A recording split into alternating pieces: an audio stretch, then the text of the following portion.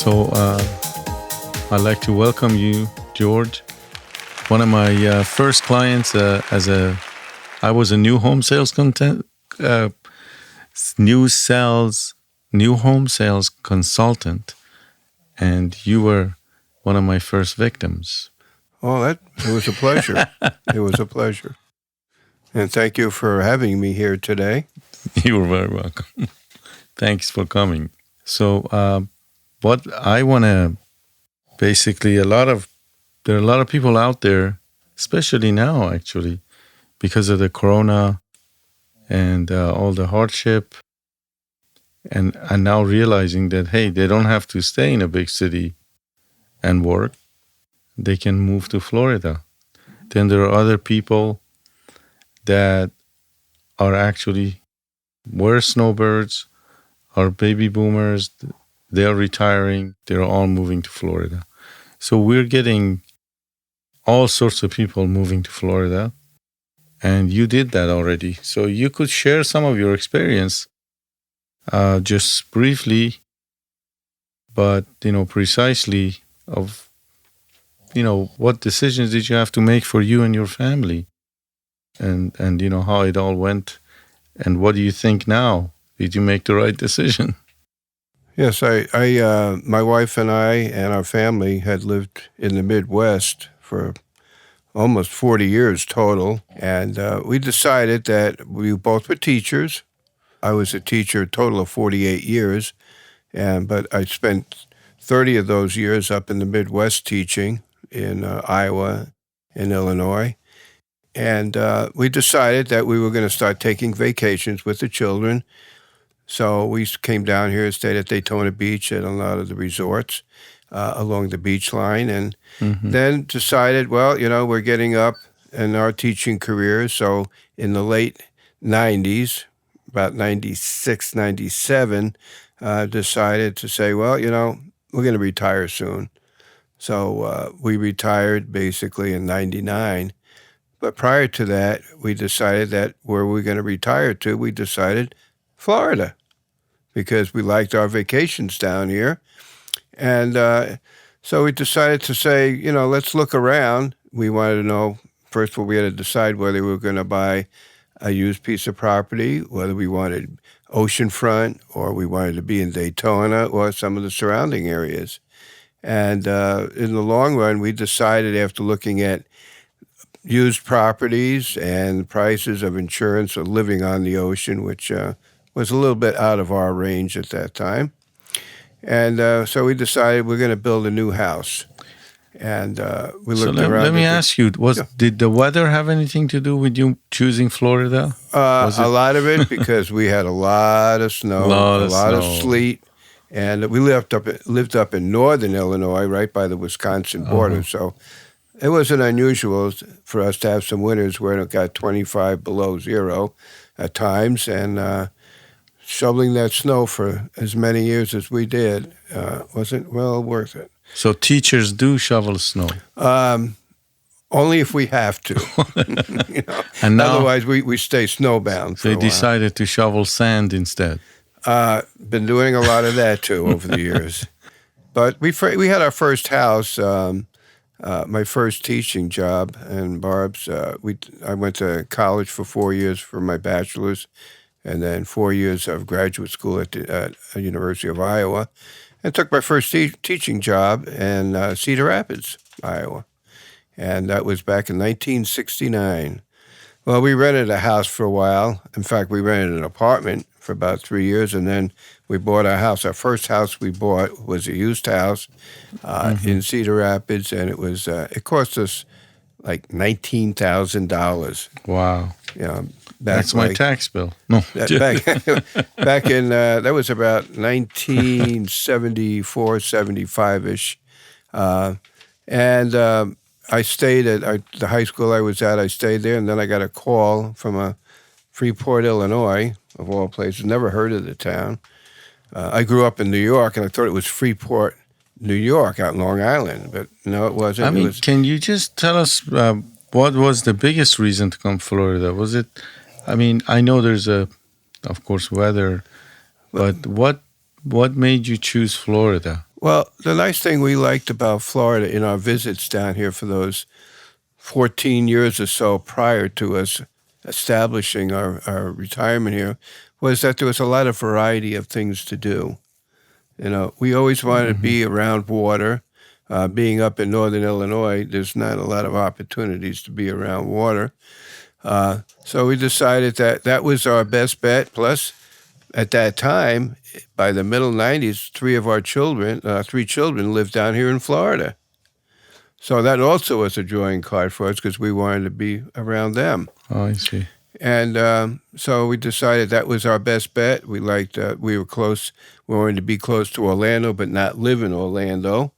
Um, I personally liked the ocean side.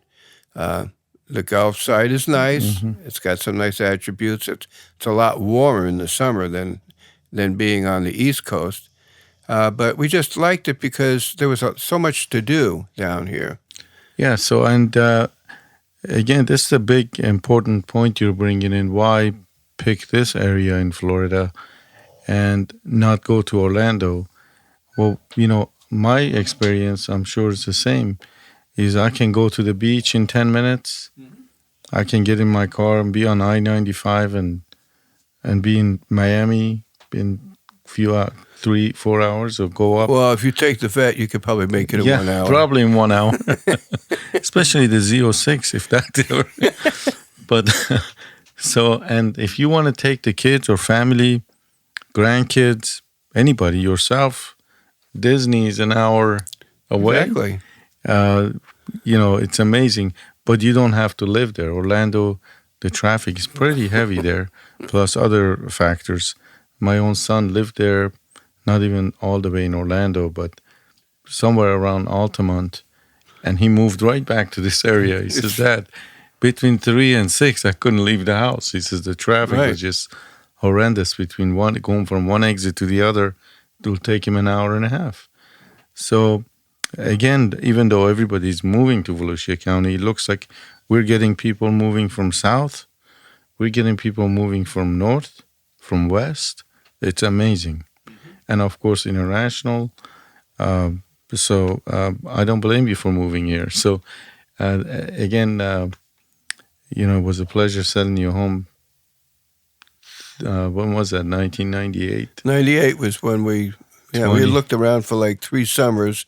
We spent with our time down here with the kids, and we found out that ICI, who you worked for at that time, was really the best value for us for the square footage and everything. Our house that we had up in Illinois, our second house, was not as large, and so we decided, and the first thing we looked at down here was we wanted to have, with us getting more elderly at the time, we wanted to find something that was one level. Yeah. And that's hard to really find in the Midwest. I mean, we have basements, you have upstairs, 3 stories, 2 stories. It got to be, we wanted something very simple, good size. It's a good size house that we ended up with down here. And that was our choice in looking around. And again, we found out that the company you were working with at that time gave us the best value for our money. Yeah, they still do pretty well Well, around anyhow. here. So they're still one of the largest builders. Yep. So again, folks, making that choice of where to go, what community to buy, when to buy, all of that takes some good research and someone that can really help you make the right decision is myself, Mr. T. Yeah, you were very helpful. You showed us all the model homes. We actually looked out. The house we built was really, I consider, one of the prime lots out in this subdivision, with the retention pond and the wetlands.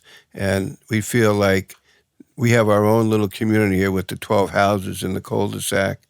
And it was ideal for us. We loved it, and we still do. Yep.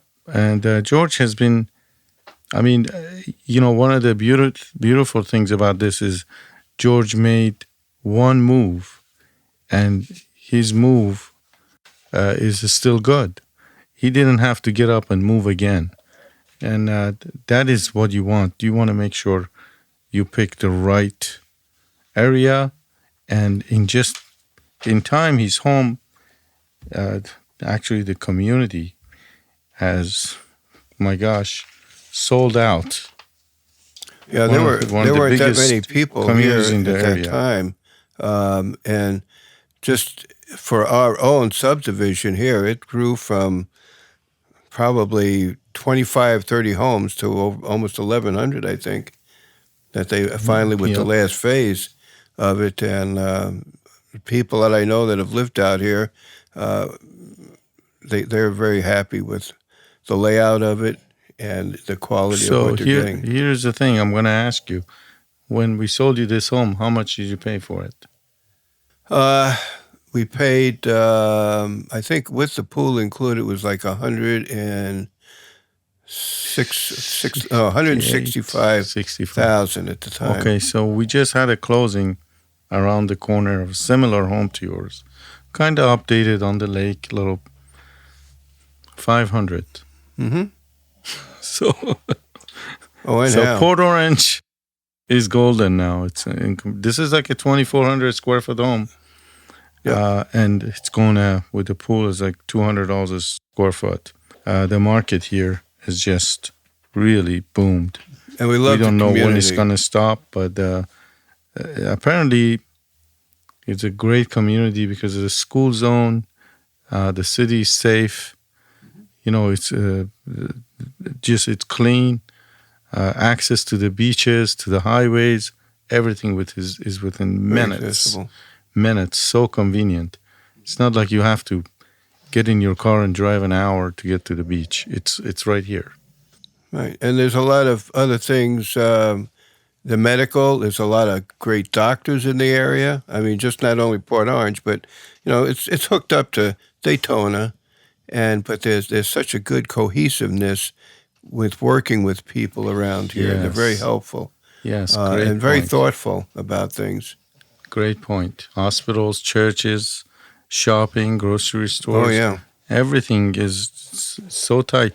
So basically between Daytona and Port Orange, you got like a 10-minute drive.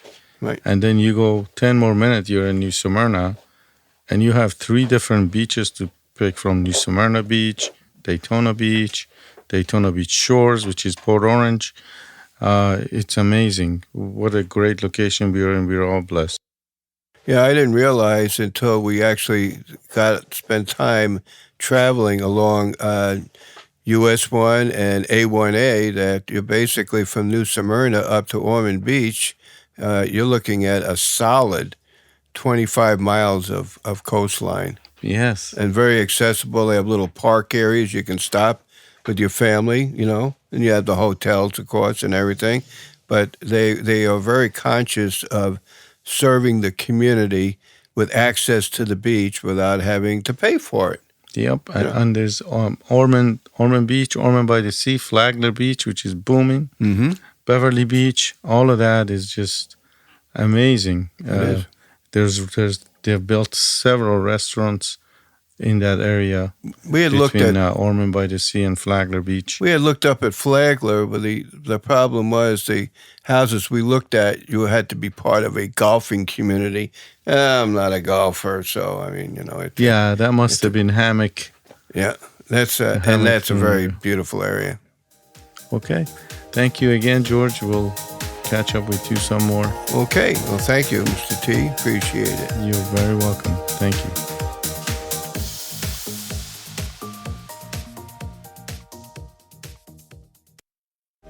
Thank you again for listening to me, which is Lee Tutunchian, Mr. T, Executive Realty, with the Wizard of House podcast.